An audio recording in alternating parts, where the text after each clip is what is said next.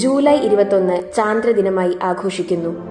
അമേരിക്കക്കാരായ Neil Armstrong, Edwin Aldrin, Michael Collins എന്നീ ബഹിരാകാശ സഞ്ചാരികൾ ചേർന്ന് അപ്പോളോ 11 എന്ന ബഹിരാകാശ വാഹനത്തിൽ 1969 ജൂലൈ 20 ചന്ദ്രോപരിതലത്തിൽ എത്തിയത്.